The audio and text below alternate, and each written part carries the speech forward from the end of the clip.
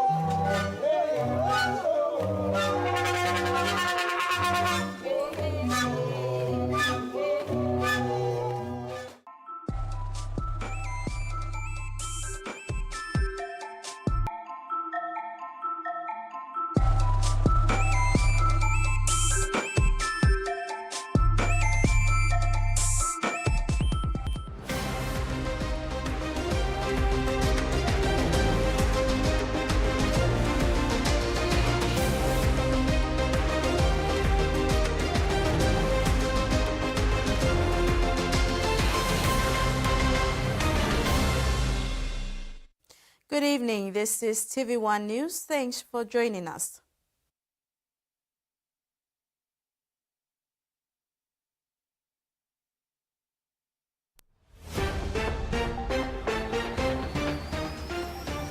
In this edition, call to improve cancer referral system, Miss Pacific Island crowning highlights diversity, and Hekari proves supremacy in WNSL.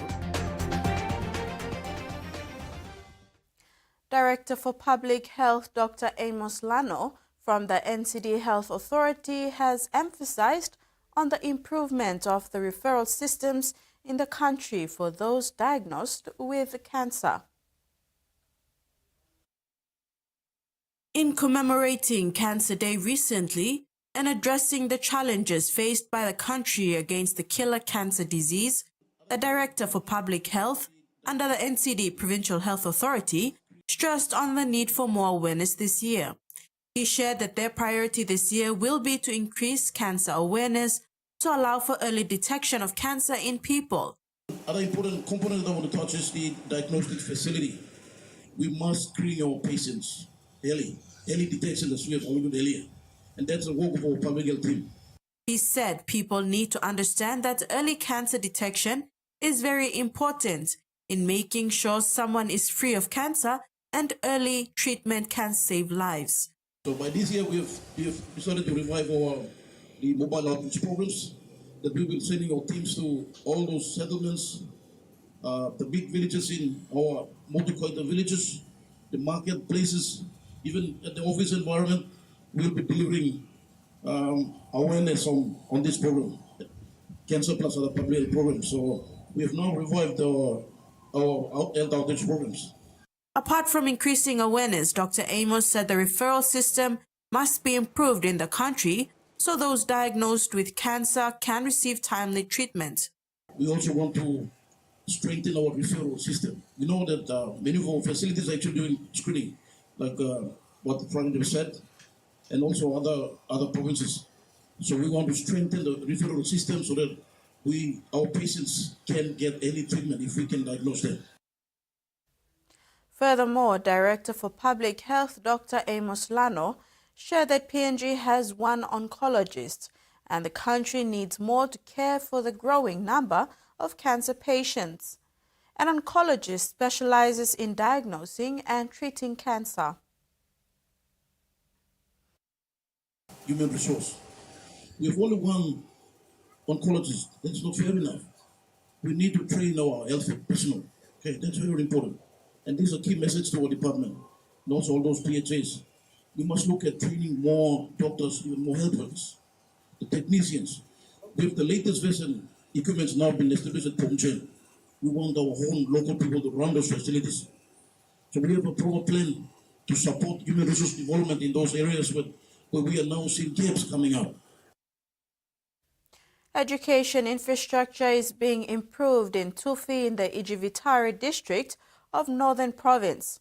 Tufi is only connected by sea from its provincial headquarters in Popondetta on the mainland. Parents and guardians will soon find comfort and relief through the new education infrastructure currently being built at the Tufi government station. Plans are underway to establish a junior high school at Tufi, with the building of classrooms in progress. Tufi LLG President Luke Nunisa says parents send their children by sea to schools in Popondetta, which takes 3 hours to reach the town in fine weather. And having a school in the area will ease the burden of parents to send their children far to be educated. The people thank the local MP, David Arore, and the District Development Authority for prioritizing education.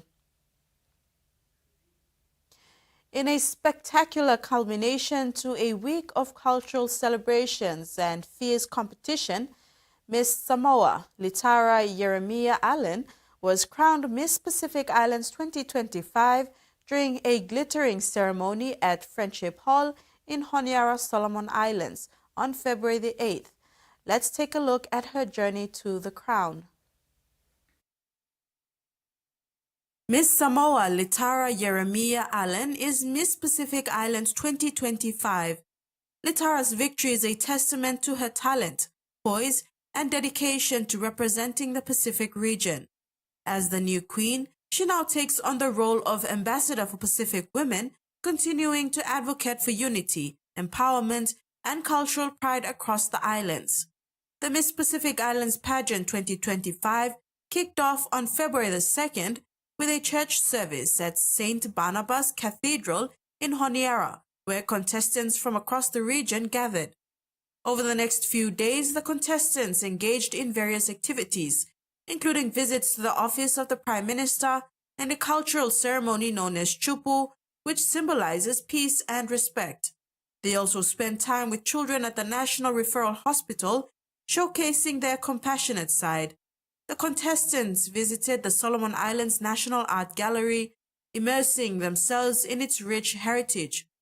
Throughout the week, the contestants competed in various categories and were recognized with special awards. Miss Tonga, Rachel Gutunbale, won Best Traditionally Inspired Attire, while Miss Samoa, Litara Yeremia Allen, took home the Miss Photogenic Award, which included a $1,000 cash prize thanks to Printwise. Other special awards included the People's Choice Award, which went to Miss Tonga. Miss American Samoa, Juliana Angel, won both the Miss Personality and the National Tourism Award, showcasing her all-around excellence. The pageant's grand finale featured stunning performances and a series of judging categories.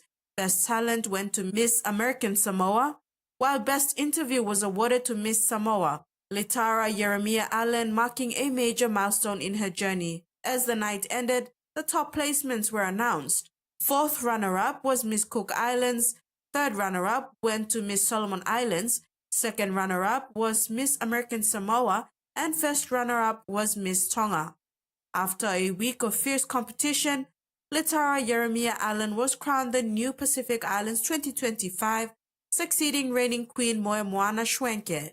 Miss Pacific Islands Pageant 2026 will be held in Fiji. In a dazzling display of culture and creativity, Miss Papua New Guinea May Hasola claimed the Best Sarong Award at the Miss Pacific Islands pageant. At the Sarong category, May stunned the judges with a breathtaking design inspired by the bird of paradise, each symbolizing different qualities of leadership, humility, innovation, passion, adaptability, and unity. The outfit also paid tribute to the late Sir Julius Chan, a founding father of Papua New Guinea. Her captivating performance earned her the Best Sarong title, along with a cash prize of $350. In her message, May reflected on her pageant journey and the significance of her representing her country on such a prestigious stage. This is Tvwan News. Stay tuned for more after the break.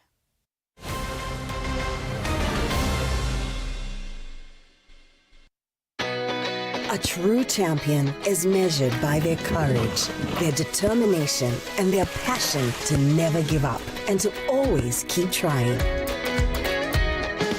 With a delicious Milo and milk taste and added nutrients, Milo and milk is a great way to fuel our little champions with nourishing energy every day. Because true champions give it their all. Milo, PNG é minha! Pine PNG made. Daniela, why no la kaya rin mo si drive up so ito pa can pass around round? How dare you! Digicel's TV's 80 channel plus 5 Filipino plan keeps you entertained with 80 channels of world-class entertainment plus 5 Filipino channels for you to follow more of your favorite Filipino drama non-stop. That's right, you'll always keep up with your favorite Filipino dramas. It's game over for you.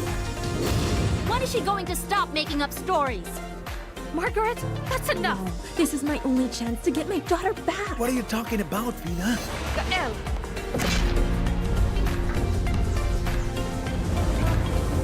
Subscribe to a 80 channel plus 5 Filipino Digicel prepaid pack, 1, 7, 14 or 30-day plan, and enjoy 80 channel of world-class entertainment plus 5 channels of Filipino dramas.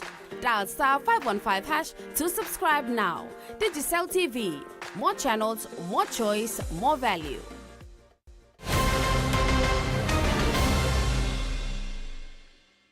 Welcome back. 120,000 kina was committed from ANZ PNG to support the environment conservation and restoration efforts in PNG. This was announced through the new partnership between ANZ PNG and the Nature Conservancy to support important local environment and social initiatives. ANZ PNG country head Lachlan Halstead shared that as part of a 3-year partnership, it will provide opportunities for people to roll up their sleeves to help the environment and contribute to the communities. In PNG, TNC continues to develop and implement ecosystem-based adaptation to climate change and community-based climate adaptation. In overseas news, more than 100 children under the age of 5 die each day in East Asia and the Pacific from air population-related causes, said UNICEF in a call for urgent action to cut deadly emissions, toughen air quality standards, and improve health systems. The United Nations Children's Fund said more than 500 million people are exposed to toxic air outside and inside the home. That exposure can start even before they are born, leading to lifelong health complications.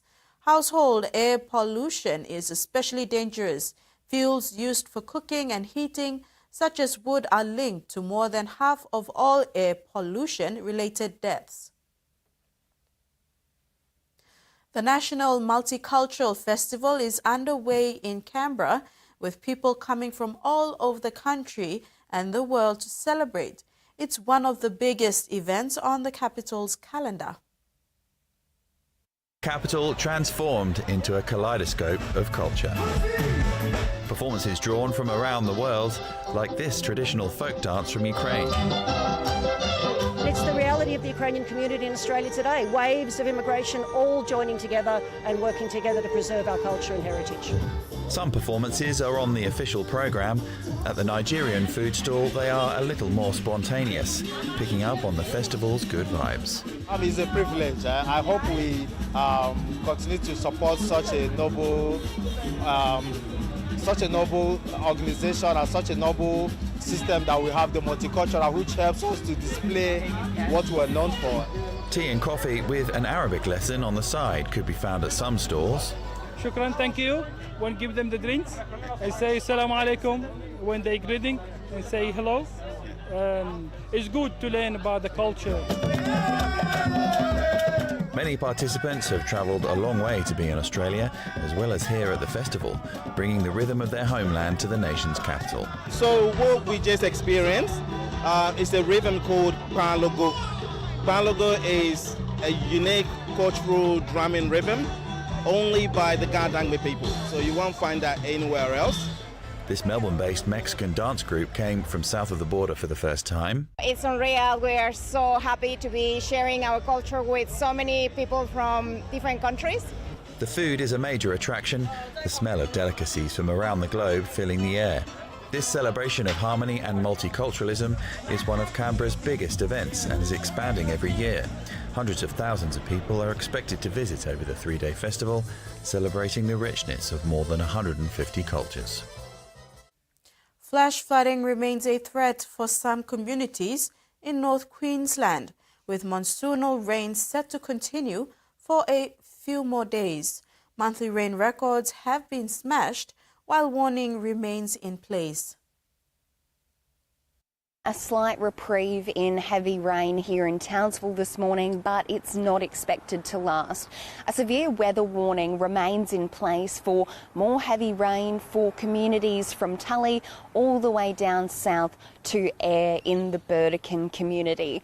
Some locations have recorded 250 millimetres of rain overnight, and that's on top of the already record-breaking rainfall that this weather event has brought the north. They've recorded their highest monthly rainfall for February, 1,496 millimetres of rain. That's the highest February total since records began 130 years ago.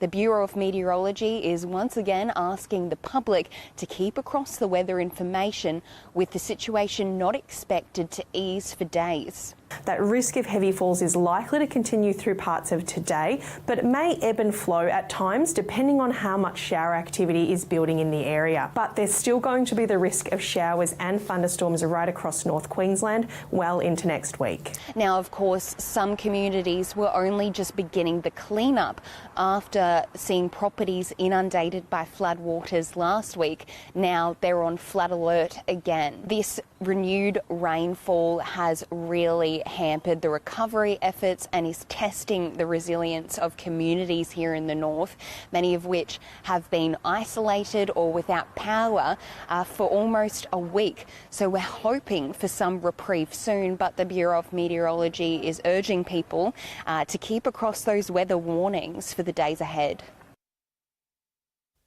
And that ends our news segment. I'll be back with the sports news after the break. Stay with us.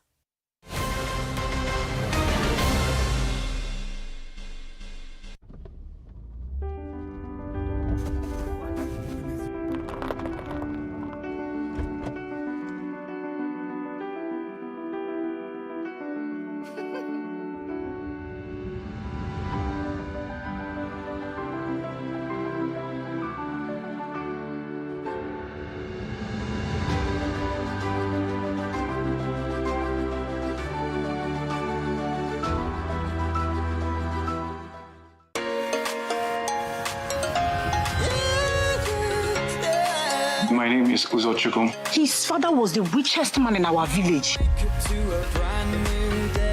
Nothing is working. Tune into Scope tonight at 7 on Tvwan. Kangal ritual and dance celebrated in festival event. Hospital expresses urgent need for blood. And floriculture adding value to lives. Watch these stories on Scope tonight at 7 on Tvwan.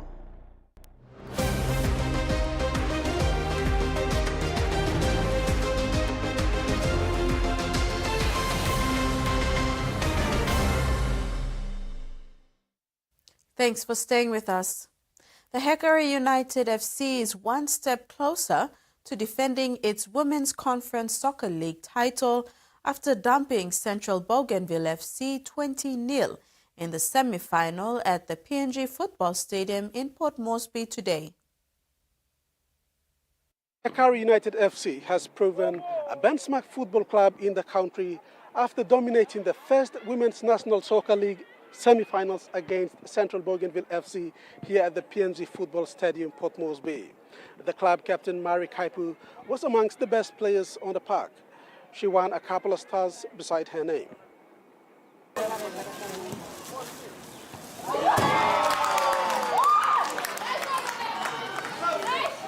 Hickory United head coach Erickson Coming was pleased with the performance of his side. He said the girls played well and deserved the win. Winning a competition is a different one, but defending is another thing. So after 2 grand final win, and I think we're here for the 3rd one, and we're just gonna work hard. So today's game, we just wanted to be more complacency today and be at the top so that we can defend our title. Coming also praised the Central Bougainville FC for putting a courageous performance. He said they will learn from this experience and improve on their games. I will give credit to them. They're champion in their own rights in the New Guinea Island Conference. They should be proud of themselves. Playing against a top club, it's going to be hard and tough, but they did well. And coming here and playing us, it's a big bonus for them. I guess they learn a lot today.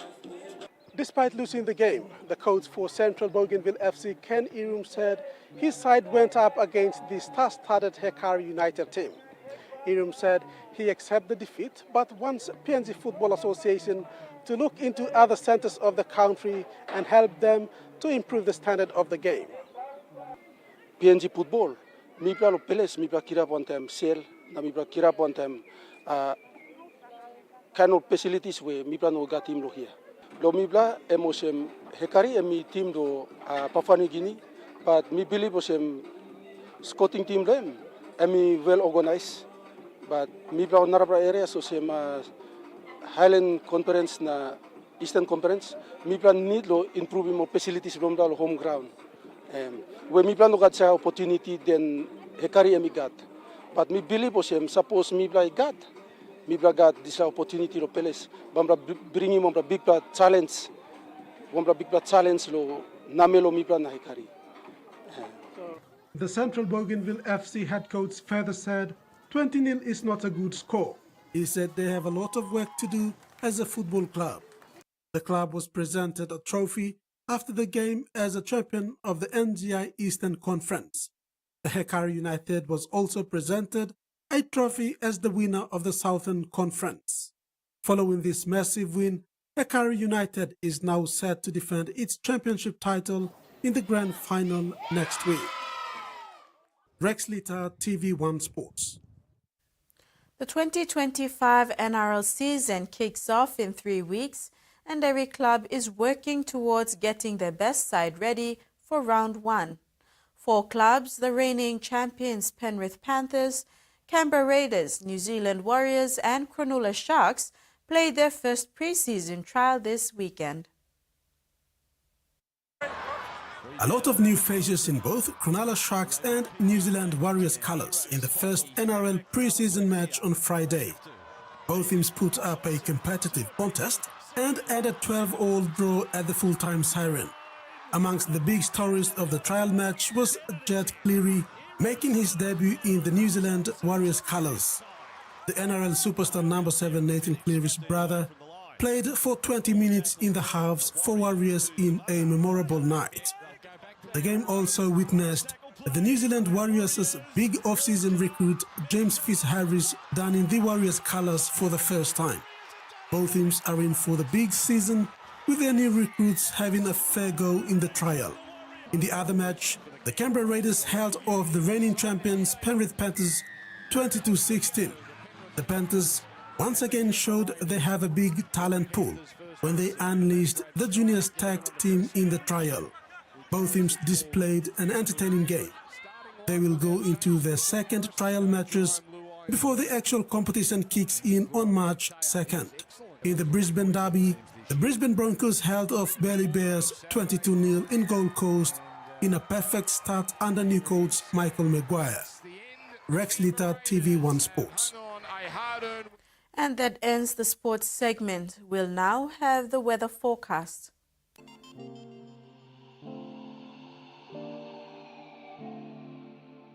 Regional forecast. Southern.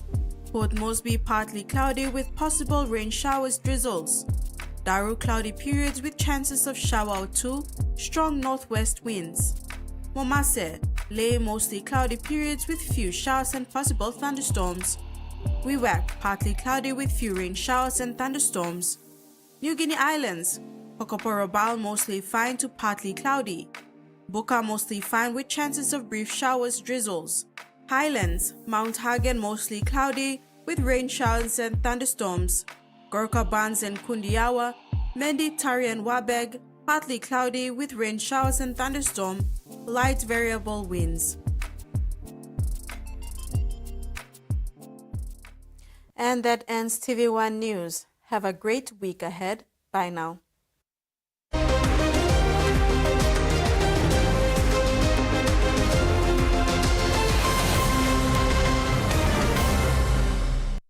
Digicel TV, home of Rugby League. Dial *515# to subscribe.